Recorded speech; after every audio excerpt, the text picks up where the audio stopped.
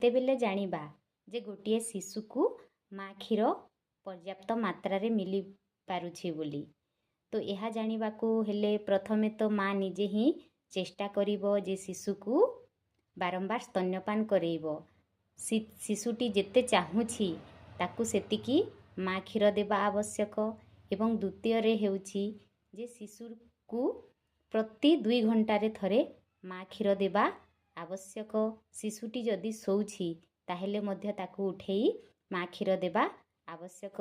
तृतीय रे हेउछि जे शिशुटी दिनकू केते थर परिस्रा करुछि ताहा आपण माने जांच करिबा उचित। कारण शिशुटी जदि दिनकू 7 रु 8 थर परिस्रा करुछि ताहेले आपण माने जानि पारिबे जे शिशुटी को माँ क्षीर पर्याप्त मात्रा रे मिली पारुछि।